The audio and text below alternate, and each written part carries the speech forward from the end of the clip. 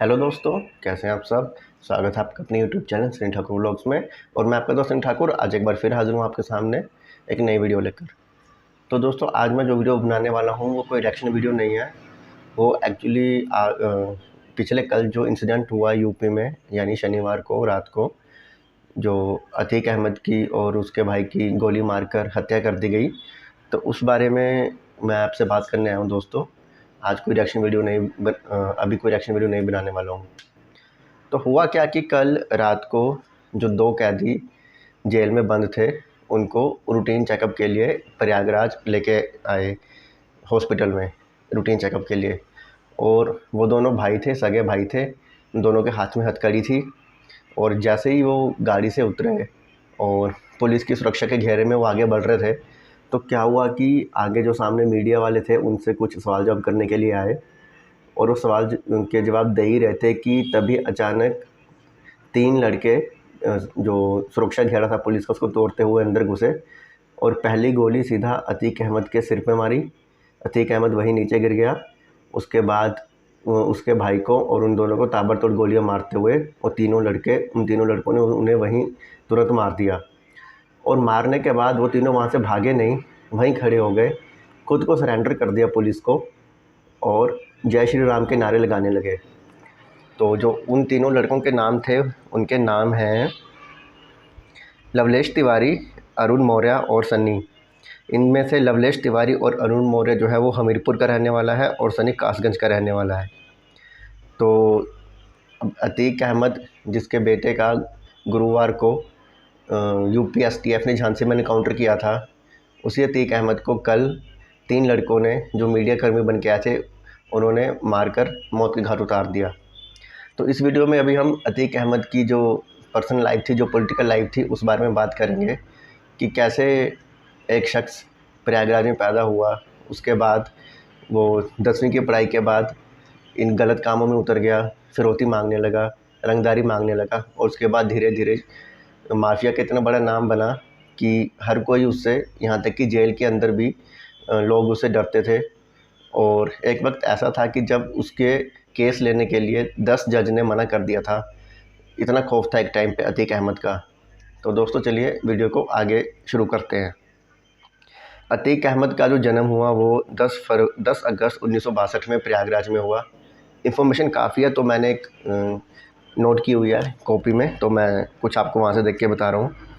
और उनके अतीक अहमद के पिता का नाम था हाजी फ़िरोज़ अहमद। हाजी फ़िरोज़ अहमद को उसके बाद उन्होंने अतीक अहमद ने 10वीं पास की इलाहाबाद से 1979 में। वो करने के बाद उसका सारा ध्यान चला गया रंगदारी में, हत्या के मामले में, फिरौती मांगने में। उस टाइम था जो वहाँ पर एक शख्स था, उसका नाम मुझे याद नहीं आ रहा क्या था, उसका बोलबाला था। तो अतीक ने उसको दबाते हुए अपना वर्चस्व वहाँ पे कायम किया। और कायम करने के बाद वो धीरे धीरे अपराध की दुनिया में बहुत तेज़ी से आगे बढ़ा। धीरे धीरे नहीं, बहुत तेज़ी से आगे बढ़ा और बाद में वो राजनीति में भी उतर आया। ये होता है ना कि जो ये होते बाहुबली टाइप होते हैं, ये बाद में संरक्षण लेने के लिए राजनीति में चले जाते हैं ताकि जो काम हम कर रहे हैं वो अब हम राजनीति में आने के बाद किसी पॉलिटिकल पार्टी के सपोर्ट से खुले में भी कर पाएँ। तो ऐसा ही अतीक अहमद ने भी किया। उसके बाद क्या हुआ कि पहली बार वो मेंबर ऑफ़ पार्लियामेंट बना 2004 में बना, फूलपुर से मेंबर ऑफ़ पार्लियामेंट। उसके बाद वो लगातार 5 बार प्रयागराज वेस्ट से एमएलए रहा है 1989 से लेकर 2004 तक। और 2004 में जब जो लोकसभा के इलेक्शन हुए तो उसके लिए उसे अपनी यूपी विधानसभा की सीट छोड़नी पड़ी। और वहाँ पर उसने अपने भाई अशरफ अहमद को जिसका भी कल एनकाउंटर नहीं, मर्डर कर दिया गया है उन 3 लड़कों द्वारा, तो उसे अपनी जगह सीट पे लड़वाया। और लेकिन जो उसका भाई था अशरफ अहमद, वो उस समय राजू पाल से हार गया। तो राजू पाल ने उसे हरा दिया और राजू पाल बन गया एमएलए। तो इससे क्या हुआ कि अतीक अहमद को ये चीज़ बर्दाश्त नहीं हुई कि इतने सालों से मैं यहाँ पर एमएलए था, परिवार का वर्चस्व था, और अभी राजू पाल ने आते ही मेरे भाई को हरा दिया। तो ऐसा कहा जाता है कि उसी गुस्से में, उसी बौखलाहट में अतीक अहमद ने राजू पाल की दिन दहाड़े हत्या करवा दी थी। और उसके बाद राजू पाल की जगह टिकट मिला राजू पाल की विधवा पत्नी को और पूजा पाल को, और फिर उसके बाद पूजा पाल वहाँ से जीत गई थी इलेक्शंस। तो हुआ क्या कि समाजवादी पार्टी और अपना दल, इन दोनों पॉलिटिकल पार्टी की तरफ से जो अतीक अहमद है उसका जो पॉलिटिकल कैरियर था वो चला। इसने बसपा में जाने की कोशिश की थी, या शायद ये बसपा में भी था, बट जब उसके बाद क्या हुआ कि जब बसपा ने अपनी टिकट देने से मना कर दिया तो फिर इसने अपना दल की तरफ से चुनावी लड़ी थी। इसकी पत्नी का नाम है शाइस्ता परवीन, वो भी फ़रार है अभी, और इसके जो है 5 लड़के हैं, जिसमें से जो 2 बड़े लड़के हैं वो भी जेल में बंद हैं, और जो तीसरा था असद, उसका गुरुवार को इनकाउंटर कर दिया था यूपीएसटीएफ ने झांसी में। और जो 2 छोटे लड़के हैं वो भी नाबालिग हैं, और वो भी बाल सुधार गृह में बंद है। तो ये इनका जो इसका परिवार है अतीक अहमद का ये है। और अतीक अहमद पर कहा जाता है कि 150 से ज़्यादा क्रिमिनल केस रजिस्टर हैं अतीक अहमद के ऊपर। और जो इसके 5 लड़के थे उनका नाम है, एक का नाम है अली और उमर अहमद, जो दोनों जेल में बंद हैं। तीसरे नंबर पे असद, जिसका इनकाउंटर कर दिया था, और जो उससे छोटे हैं जो नाबालिग हैं और बाल सुधार गृह में, उनका नाम है एहजान और अबान। तो 2009 में जनरल इलेक्शंस में अतीक को अलाउ किया गया कि वो इलेक्शन लड़ सके, बट वो उसके ऊपर केस चल रहे थे, उसको किसी भी केस में सजा आ सकती थी। तो उसने क्या किया कि समाजवादी पार्टी ने उसको एक्सपेल कर दिया 2008 में, और मायावती की जो पार्टी थी बीएसपी, उसने भी टिकट देने से मना कर दिया। तो फिर उसने अपना दल पार्टी से प्रतापगढ़ सीट से चुनाव लड़ा था। 2012 में यूपी इलेक्शंस में अहमद ने भाग लिया और अपना दल की तरफ से इलाहाबाद वेस्ट से, और जेल के अंदर से नॉमिनेशन भरी, और उसके बाद बेल के लिए अपील किया। बेल के लिए पर वहाँ पे उसका खौफ उस टाइम इतना था अतीक अहमद का कि जो 10 जज थे उन जजों ने सुनवाई करने से इनकार कर दिया। उसके बाद एक और जज को सुनवाई करने के लिए कहा गया, तो फिर उस जज ने सुनवाई की और अतीक अहमद को बेल दी, और उसके बाद वो इलेक्शन में लड़ा। बट वो सीट थी वो राजू पाल की विधवा बीवी पूजा पाल से जीत गई थी। पूजा पाल जीत गई थी, और 2014 में फिर सपा से आए एमपी से लड़ने के लिए, श्रावस्ती से लड़े, लेकिन बीजेपी के दद्दन मिश्रा से 1 लाख वोटों के अंतर से हार गए। मतलब अप्रोक्स 1 लाख वोटों से हार गए बीजेपी के दद्दन मिश्रा से। वो उस टाइम समाजवादी पार्टी की तरफ से अतीक अहमद ने चुनाव लड़ा था। और कल जब अतीक अहमद को लाया जा रहा था चेकअप के लिए, तो जब वो मीडिया के सवालों के जवाब दे रहा था, तो उसके ये आखिरी शब्द थे कि नहीं ले गए तो नहीं ले गए।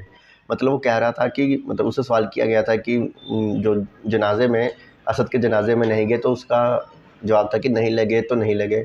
और इतना कहते ही जो वीडियो क्लिप्स आ रहे हैं, क्योंकि मीडिया कर्मी सारे सामने थे तो सब कुछ रिकॉर्ड हो गया, एक बंदूक आती है बिल्कुल अतीक अहमद के सर पर, और सीधा गोली उसके सिर पे लगती है, और लगते ही वो गिर जाता है। उसके बाद ताबड़तोड़ गोलियां मारना शुरू कर देते हैं वो तीनों लड़के, और अतीक अहमद और उसका भाई अशरफ अहमद की मौके पर ही मौत हो गई। उसके बाद उन तीनों लड़कों ने सरेंडर कर दिया, भागे नहीं, और जय श्री राम के नारे गाते हुए खुद को पुलिस के हवाले कर दिया।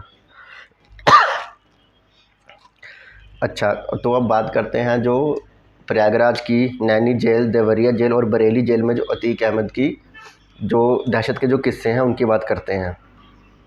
कहते हैं एक वो वक्त भी था जब 2017 में अतीक ने नैनी जेल में एक जेलर को गुस्से में थप्पड़ मार दिया था, और उसके बाद वो जेलर कुछ कर भी नहीं पाया था। इतना खौफ था एक टाइम पे अतीक अहमद का। और दूसरा ये कि यूपी की जितनी भी जेलें थीं उनमें ख़ास तौर पर सबसे ज़्यादा नैनी जेल में जो अतीक अहमद था और उसकी गैंग का ही रुतबा रहा। और नैनी जेल से अतीक की अदालत चलती थी। वहाँ पर एक हाई सिक्योरिटी सेल में एक चबूतरा बनाया गया था जहाँ पे वो बैठ के अपनी अदालत चलाता था जेल के अंदर ही। और ऐसा कहा जाता है कि उसके घर पे भी सेम एक ऐसा चबूतरा बना हुआ है, वहाँ पर भी वो अपनी अदालत चलाता था। और जो लोग भी उसके पास कोई केस लेकर आते थे तो वो दोनों पक्षों की बात सुनने के बाद जो भी फैसला वो करता था, जो भी देता था, चाहे वो अच्छा हो चाहे गलत हो बुरा हो, उन दोनों पक्षों को वो फैसला मानना पड़ता था। और उसके बाद वो जो 2 पक्ष थे वो आगे कहीं मतलब कानूनी सलाह लेने के लिए तक नहीं जाते थे, इतना खौफ था और इतनी बात उसकी उस टाइम वहाँ मानी जाती थी। तो